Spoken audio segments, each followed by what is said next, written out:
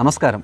നമ്മൾ ഇസ്തിരിപ്പെട്ടി വാങ്ങാനായി കടയിലേക്ക് പോയാൽ അവിടെ ഭാരം കൂടിയ അയൺ ബോക്സും ഭാരം കുറഞ്ഞ അയൺ ബോക്സും കാണും. നമ്മൾ ഏത് വാങ്ങും? ഏവർക്കും എക്സൽ ഇലക്ട്രിക്കൽസിൻ്റെ പുതിയൊരു എപ്പിസോഡിലേക്ക് സ്വാഗതം. ഇസ്തിരിപ്പെട്ടി വാങ്ങുമ്പോഴും ഉപയോഗിക്കുമ്പോഴും ശ്രദ്ധിക്കേണ്ട കാര്യങ്ങളെക്കുറിച്ചാണ് ഇന്നത്തെ വീഡിയോ.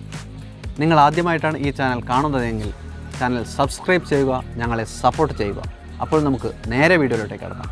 കടയിൽ അയൺ ബോക്സ് വാങ്ങാനായി പോയാൽ അവിടെ ഭാരമുള്ള അയൺ ബോക്സും ഭാരം കുറഞ്ഞ അയൺ ബോക്സും കാണുമായിരിക്കും. ഭാരമുള്ള അയൺ ബോക്സ് നമ്മൾ ആഴ്ചയിൽ ഒരു തവണ അയൺ ചെയ്യുന്നവർക്കാണ് നല്ലത്. എന്നാൽ അപ്പോൾ അയൺ ചെയ്യുന്നവർക്ക് ഭാരം കുറഞ്ഞ അയൺ ബോക്സാണ് നല്ലത്. ഇതാണ് സമയ ലാഭത്തിനും ഇലക്ട്രിസിറ്റി ലാഭത്തിനും ഉചിതം. സ്ക്വയർ പിന്ന് വരുന്ന ഇസ്തിരിപ്പെട്ടിയിൽ നമ്മൾ സാധാരണ ഇതുപോലുള്ള മൾട്ടി പ്ലഗ് ഇതിന് കണക്ട് ചെയ്തിട്ടാണ് ഉപയോഗിക്കാറ്. ഇത് ഒഴിവാക്കുക.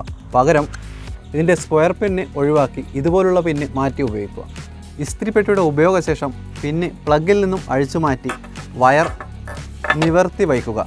അതല്ലെങ്കിൽ ഇതിൻ്റെ വയർ ഒടിഞ്ഞു പോകാനും അത് പൊട്ടാനും അതുവഴി ഷോക്ക് ഏൽക്കാനും സാധ്യതയുണ്ട്.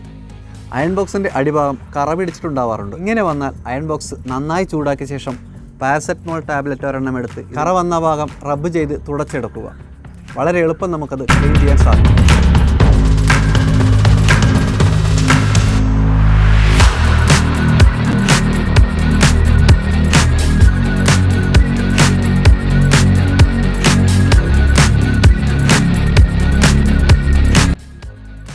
ഇസ്തിരിപ്പെട്ടി ഉപയോഗിക്കുമ്പോൾ എപ്പോഴും ഒരു ചെരുപ്പ് ധരിക്കുക. പിന്ന് പ്ലഗിൽ ടൈറ്റായി നിൽക്കുന്ന തരത്തിൽ മാത്രം ഉപയോഗിക്കുക. ഈ വീഡിയോ ഇവിടെ പൂർണ്ണമാകുന്നു. വീഡിയോ നിങ്ങൾക്ക് ഇഷ്ടമായാൽ ലൈക്ക് ചെയ്യാനും മറ്റുള്ളവർക്കായി ഷെയർ ചെയ്യാനും സബ്സ്ക്രൈബ് ചെയ്യാനും മറക്കരുത്. വീണ്ടും ഒരു നല്ല വീഡിയോയുമായി ഉടനെ കാണാം. Thank you. The perfect grading tutor for home appliances.